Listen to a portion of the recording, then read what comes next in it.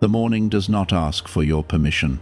It arrives with the same indifference it has always arrived with, pushing light through whatever gap is available, finding the edge of the curtain or the crack beneath the door, insisting on itself without apology.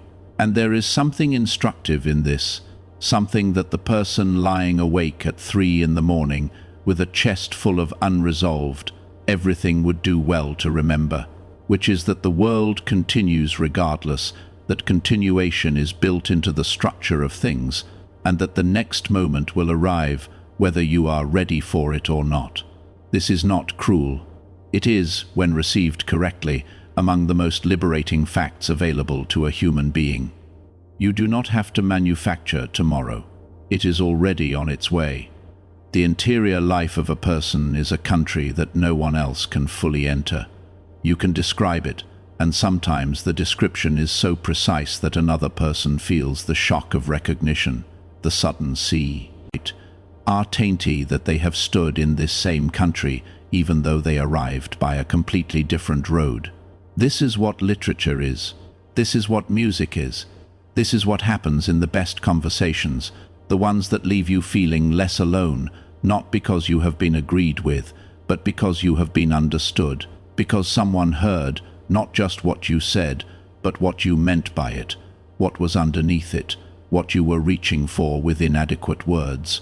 To be understood at that level is one of the rarest and most nourishing experiences available to a human being, and most people go long stretches of their lives without it, substituting shallower forms of connection that keep the loneliness at bay without ever quite resolving it. Discipline is one of the most misrepresented virtues in the common imagination. It is spoken of as though it were a quality of character that certain people possess and others lack, as though the person who writes every morning or trains every day, or maintains any difficult practice over time, is simply built differently, constitutionally equipped for consistency in a way that the rest of the population is not. This framing is convenient because it locates the problem outside the reach of choice. If discipline is a trait rather than a practice, then its absence requires no reckoning. But discipline is not a trait. It is a series of decisions made in sequence, each one small and inglorious, none of them feeling particularly significant in the moment, but accumulating over time into something that looks, from the outside, like an extraordinary quality of character. The person who has maintained a difficult practice for years is not someone who never wants to stop. They are someone who has stopped wanting to stop to be the reason they don't. There is a moment in the development of any serious skill when the practitioner confronts the gap between their taste and their ability, when they can see clearly what excellent work looks like, but cannot yet produce it. This gap is responsible for more abandoned pursuits than any shortage of talent. Talent is far more common than people believe. What is rare is the willingness to inhabit the gap, to keep working through the phase where the output does not match the vision, to trust that the ability is being built, even when the evidence on the page or the canvas or the instrument says otherwise. The people who emerge from the gap are not the most talented people who entered it. They are the most stubborn, the ones who decided that the discomfort of the gap was preferable to the comfort of not trying, and who kept showing up to the work even on the days when the work felt like proof of their inadequacy rather than progress toward their potential. Power is one of the forces most people claim to have no interest in and spend considerable energy pursuing anyway. This is not hypocrisy so much as it is confusion about what power actually is. The obvious forms, wealth, status, authority, influence over others, these are the forms that attract the most overt ambition and the most obvious corruption. But power in its deeper sense is simply the capacity to act in accordance with one's own values, to move through the world in a way that reflects what you actually believe rather than what you are expected to perform. This kind of power is available to people entirely outside the conventional hierarchies. It requires nothing except the willingness to know what you actually value and the courage to live accordingly, which is, admittedly, more than it sounds like, because the pressure to perform someone else's values is constant and begins early, and comes from directions that are difficult to refuse. The education that matters most is almost never the education that was formally delivered. The things that actually shape a person, the things that determine how they move through difficulty, how they treat people when no one is watching, what they reach for when everything is. Anything else is stripped away. These things were learned in places that had no curriculum. They were learned at kitchen tables, and in schoolyards, and in the silence following a fight, and in the moment someone who was supposed to protect you failed to protect you, and in the moment someone who owed you nothing chose to be generous anyway. The formal education sits on top of this deeper education, and it matters, but not as much as we have collectively agreed to pretend. The most credentialed person in a room is not necessarily the wisest person in the room, and confusing those two things leads to errors of delegation that are very expensive over time. Envy is an emotion that is almost universally experienced and almost universally denied because the culture has classified it as shameful, as evidence of smallness, as beneath the person who aspires to be admirable. This classification does nothing to reduce the experience of envy. It simply drives it underground, where it does its work in a very visible way. Shaping behavior and distorting perception without ever being named or examined. The honest engagement with envy is actually one of the more useful exercises available to a person trying to understand themselves, because envy is remarkably precise in its targeting. You do not envy randomly. You envy specifically, and the specificity tells you something. What you envy is almost always something adjacent to what you want for yourself, but have not yet given yourself permission to want. The envy is pointing at something. Following the pointer honestly, without the shame that usually accompanies it, can lead a person directly to a desire they did not know they were carrying. The past is not a fixed thing. This sounds like a strange claim, because the events of the past are what they are. They cannot be changed. They happened in the way they happened, and no amount of wishing will revise them. But the past as it lives inside a person is not the events themselves. It is the meaning that has been made of the events, and meaning is revisable. The story of a difficult childhood, for example, can be told as a story of damage or as a story of survival, and the teller is not being dishonest in either case, because both things are true simultaneously. But the story that is told shapes the self that is inhabited, shapes what is possible, shapes what is expected from the future. This is not the same as denying what happened. It is the recognition that what happened is not sufficient on its own to determine what happens next, that the interpretive act has real consequences, and that the interpretive act belongs to the person living the story. Community is not a luxury. This has to be said with some force in an era that has elevated individual self-sufficiency to the status of highest virtue, that treats the need for others as a weakness to be managed rather than a feature of human nature to be honored.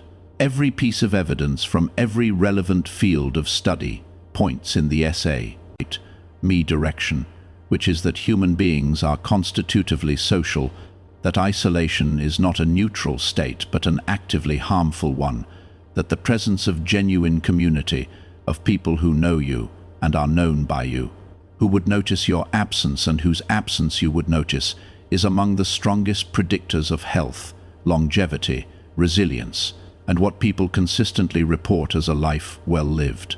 The project of building and maintaining community is not separate from the serious business of a serious life. It is among the most serious business there is. Silence has been so thoroughly colonized by noise that many people have lost the ability to be in it without reaching for a device, without generating some kind of input to fill the absence of input. The discomfort of silence is worth examining because it is not actually silence that is uncomfortable. It is what becomes audible in silence, the thoughts that have been waiting, the feelings that have been deferred, the questions, onsets that have been outrun by busyness. These are not comfortable things to encounter, but they are important things, and the consistent refusal to encounter them does not make them go away. It simply means they operate without oversight, shaping decisions and behaviors from below the threshold of awareness, while the surface of life remains full of noise and apparently fine. The willingness to sit in silence, even briefly, even uncomfortably, is a form of self-governance that pays dividends entirely out of proportion to its apparent simplicity. There is a kind of love that does not announce itself, that does not perform or demand recognition, that simply continues, day after day, in the form of small actions that are easy to overlook, precisely because they are consistent. The meal prepared again, the question asked again, the presence offered again without the expectation that this time it will be explicitly valued. This love is the structural material of the most durable relationships, more important than the dramatic gestures and grand declarations that receive most of the cultural attention. It is also the love most frequently taken for granted, which is among the more serious errors available to a human being in a human life. To be in the presence of this kind of love and not see it, to be held by it and mistake it for the background, is to be in possession of something rare, while believing yourself to be in an ordinary situation. The recognition of it, when it finally comes, is sometimes joyful and sometimes heartbreaking, depending on whether it arrives while there is still time. The future is being made right now, in decisions that feel minor, in habits that feel trivial, in the direction of attention that feels inconsequential. This is difficult to hold on to in the texture of daily life, where the future feels like something that will arrive separately from the present, something that can be addressed when more time and more clarity are available. But the future is not arriving from outside. It is being assembled from the inside, from the current choices, from what is being practiced, from what is being ignored, from what is being allowed to continue, and what is being changed. The person you will be in 10 years is not a stranger. They are the current trajectory extended, and the trajectory is adjustable, but the adjustments require action taken in the present, which is to say, in the only moment that ever actually exists, which is now, which is always now, which has always only been now, and which will go on being now long after this particular sentence has been read and forgotten, and whatever it pointed at remains, waiting to be lived. There is a threshold that exists in every significant endeavor, a point that arrives reliably and without warning, where the initial energy that launched the thing has been fully spent, and the result that would justify the continuing effort is not yet visible, and all that exists in the space between is the requirement to keep going on faith alone. This threshold has ended more worthy projects than incompetence ever has. It is not a sign that the endeavor was mistaken. It is not evidence that the person pursuing it lacks the necessary quality. It is simply the geography of meaningful work, the valley that exists between the mountain of beginning and the mountain of completion, and the only way out of it is through it, one unglamorous step at a time, without the reward of visible progress and without the comfort of certainty about the destination. The way a person handles being wrong reveals more about their character than almost anything else. Being wrong is inevitable. Every person who has ever formed an opinion, made a prediction, or held a belief about anything has been wrong, repeatedly, and sometimes consequentially. What is not inevitable is the response to being wrong, whether the error is met with defensiveness or with curiosity, whether the discovery of wrongness is experienced, as a threat to identity or as an update to understanding. The person who cannot be wrong is the person who has stopped learning, who has invested so heavily in the current map that the arrival of territory that contradicts it must be denied rather than accommodated. The person who can be wrong, who can say those 3 words without internal collapse, who has somehow managed to separate their sense of worth from their record of accuracy, that person is capable of a quality of growth that is simply unavailable to the person who needs to always have been right. What children need most from the adults around them is not instruction, it is demonstration. Children are watching constantly, registering not what is said to them, but what is done in front of them. Not the values that are declared, but the values that are enacted. Not the person the adult presents in the moments of deliberate parenting, but the person who shows up in the unguarded moments, in the way conflict is handled, in wet. Her apology follows error, in what is reached for under stress, in whether love is expressed or only implied. The most powerful parenting is invisible parenting, the accumulated texture of ordinary behavior that the child absorbs without knowing they are absorbing it and carries forward into their own life as the template for what normal looks like, what love looks like, what it means to be a person in the world. This is a weight that most parents carry without fully understanding its dimensions, and it is also, when understood, an invitation to become more deliberately the person you want your child to have learned from. Attention is the fundamental currency of a human life, and it is being extracted from people at a scale and with a sophistication that has no historical precedent. This is not a moral panic. It is a description of an engineering reality. Enormous resources have been deployed to understand exactly what captures and holds human attention and to build systems that exploit that understanding with maximum efficiency. The result is an environment in which the default, the path of least resistance, is a state of continuous partial attention, never fully present anywhere, always half elsewhere, the mind fragmented across a dozen inputs, none of which receives the quality of focus that any of them would require to be genuinely understood or genuinely felt. The cost of this fragmentation is difficult to calculate precisely because it is paid in things that are hard to measure: depth of thought, quality of presence, the ability to sit with a single idea long enough to see what is on the other side of it. Forgiveness is perhaps the most misunderstood moral concept in common circulation. It is regularly confused with condoning, with reconciliation, with the erasure of what happened, with a declaration that the harm was acceptable. None of these things are forgiveness.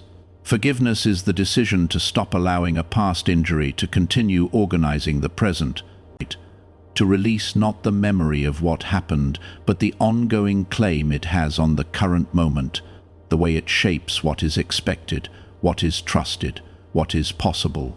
This decision is made primarily for the person doing the forgiving, not for the person being forgiven, because the alternative, carrying the injury forward indefinitely, does nothing to the person who caused it and everything to the person carrying it.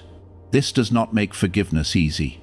It makes it hard in a different way than it is usually understood to be hard, less a moral achievement than a practical one, less about generosity than about self-liberation. The stories that a culture tells about who deserves what, about what constitutes a life well lived, about which kinds of people are valuable and which kinds of struggle are legitimate, these stories are not neutral.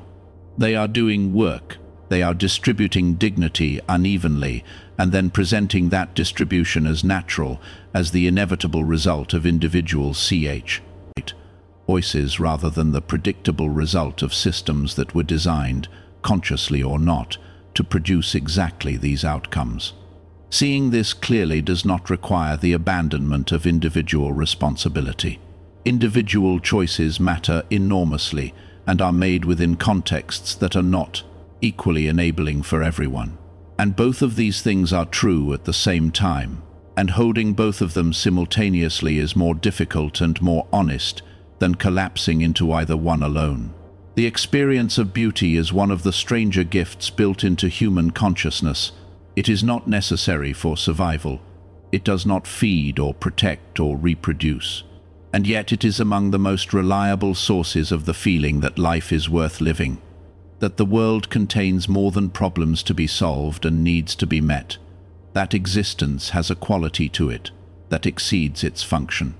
The sunset that stops you mid-step, the piece of music that rearranges something in the chest, the sentence in a book that makes it Kesu put the book down and stared at the ceiling because it said something you had been trying to say to yourself for years. These experiences are not luxuries appended to the real business of life. They are part of what makes the real business of life bearable, part of what keeps a person oriented toward continuation when continuation is difficult, part of what the human animal is actually for, insofar as it is for anything. Patience is a form of trust. This connection is not immediately obvious, but it holds up under examination. The impatient person is the person who does not trust that the process will produce the outcome, who needs to intervene, to accelerate, to control the timeline because waiting feels like losing. The patient person is not passive. They are not indifferent to outcome. They are simply able to trust that the work being done in the present is connected to the result that will arrive in the future, even when that connection is not yet visible, even when the gap between effort and evidence is wide enough to induce doubt. This trust is not blind. It is built on the accumulated experience of having seen processes complete, having seen seeds become plants, having seen the slow work of consistency compound into something that could not have been produced any faster, regardless of the urgency applied to it. The relationship between suffering and meaning is one that has occupied human thought for as long as human thought has been recorded, and the honest answer to the question of whether suffering produces meaning is that it can but does not automatically. Suffering without meaning is simply damage. Suffering that is metabolized, that is sat with and moved through, and eventually integrated into a larger understanding of the self and the world, that suffering can become the source of a depth of character and a quality of compassion that is genuinely not available any other way. The people who have suffered and emerged, not bitter but tender, not close, but more open, not diminished but somehow enlarged by what they have survived, these people are recognizable. They carry something. They have been somewhere that changed them, and they came back changed in a direction that made them more rather than less. And in their presence, other people who are suffering feel less alone, which is itself one of the most valuable things one person can offer another. Every ending is also a beginning, and this is said so often that it has lost most of its force, become the kind of thing that appears on cards and is received with a nod and forgotten by the time the envelope is thrown away. But the truth behind the cliché is worth recovering, because it is not merely consolation, it is description. The structure of change is always loss and emergence simultaneously, the old form releasing to make room for the new one. And what feels in the moment of loss like pure subtraction is, from a slightly greater distance, also addition, also the arrival of space. That did not exist before, space that will be filled by something that could not have arrived while the previous thing was still occupying its place. This does not mean loss is not real. The loss is entirely real. It means the loss is not the whole of the story, that the story continues past the point where the loss makes it feel like it should stop, and that what comes after is not a lesser chapter, but simply a different one, written in a different hand, in whether you have not yet learned to read